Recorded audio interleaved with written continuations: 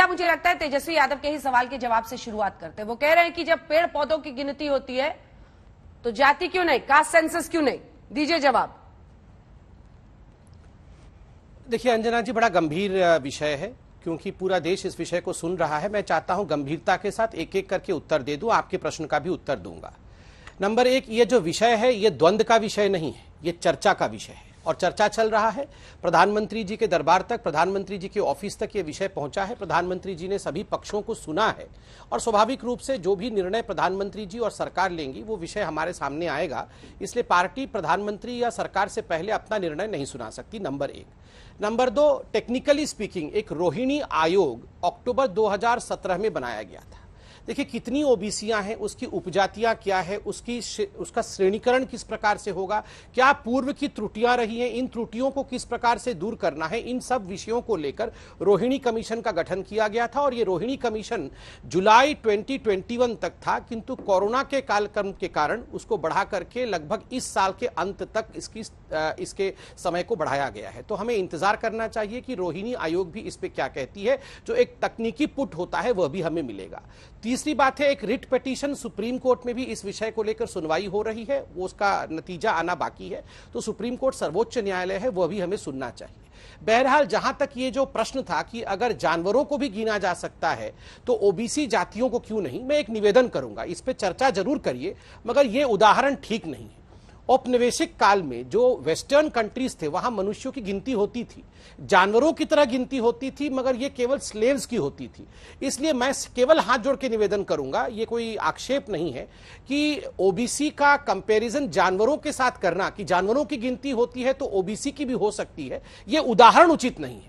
आप बिल्कुल टेक्निकली जो कहना चाहते हैं जरूर कहें, मगर जानवर के साथ किसी भी वर्ग विशेष को कंपेयर करना, पेड़ पौधों के साथ कंपेयर करना, मैं एक उदाहरण देके बता रहा हूं। आपने जानवरों की सेंसस ली, उसमें अगर कोई जानवर छूट भी जाता है, जानवर इस विषय को लेकर आतंकित नहीं होता है, ना ही वो क्रांति करता है। हाँ। मगर आप अगर बिना त्रुटियों को सुधारे गिनती कर लेंगे और उसमें त्रुटि रह जाएगी बिना रोहिणी आयोग के कमीशन के रिपोर्ट के, तो आप बताइए क्या ये क्षम्य होगा या अक्षम्य होगा?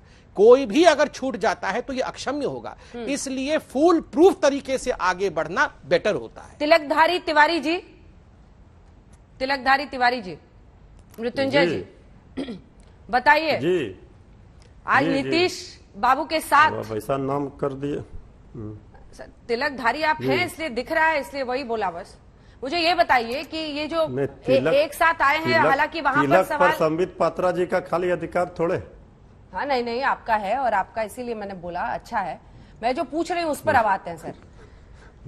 नीतीश बाबू के साथ तेजस्वी जी आया, बड़ा मुस्कुरा रहे थे, गदगद। जितने लोग देख रहे हैं वो ये कह रहे हैं कि दोनों साथ तो नहीं आ रहे हैं, इस पर बाद में आएंगे। मुझे ये बताइए कि इससे क्या हासिल हो जाएगा? क्या हम देश को आगे ले जाएंगे या हम जाति की उसी खाई में धकेलते चले जाएंगे, पीछे चलते चले जाएंगे? देखिए अंजना जी, हम लोग जितने लोग यहाँ बैठे हुए हैं, चाहे संगीत रागी जी हो, कौशलकांत मिश्रा जी हो, बीजेपी के, जेडीयू के सब लोग, इस बात से कोई इनकार कर सकता है क्या? इस जाति एक सामाजिक सच्चाई है और जो भारतीय जनता पार्टी कहती है सबका साथ सबका विकास, आदरणीय प्रधानमंत्री जी पार्लियामेंट में अपने माननीय मंत्रियों का परिचय भी कराते हैं तो जाति बताकर कराते हैं। अपने भाषण में जब पब्लिक एड्रेस करते हैं बिहार के मुजफ्फरपुर में, आपको भी पता है, उन्होंने सीना ठोक कर कहा कि हम फलाने जाति से आते हैं। इस बात से आज हम आरजेडी के प्रवक्ता के रूप में बैठे हैं, लेकिन इस बात से हम इनकार नहीं कर रहे हैं, चाहे कोई राजनीतिक दल हो, कोई भी व्यक्ति हो, जाति एक सामाजिक सच्चाई है। और अगर जातीय जनगणना होती है, जो ये भ्रम फैलाया जा रहा है कि इसमें कास्ट के आधार पर उन्माद होगा, इनमें मतभेद होगा, ये अलग बात है। हर लोगों को, हर जाति को किसकी कितनी संख्या है ये जानना अगर है जरूरी। अगर सरकार इसे करा देती है जातीय जनगणना, तो इसमें नुकसान क्या है? हम कहते हैं स्वर्ण समाज के लोग भी भीख मांग रहे हैं, स्वर्ण समाज के लोग भी चौका बर्तन कर रहे हैं, आज मजदूरी कर रहे हैं, ठेला चला रहे हैं, गरीबी है, लेकिन हमारी संख्या कितनी है ये तो पता होना चाहिए।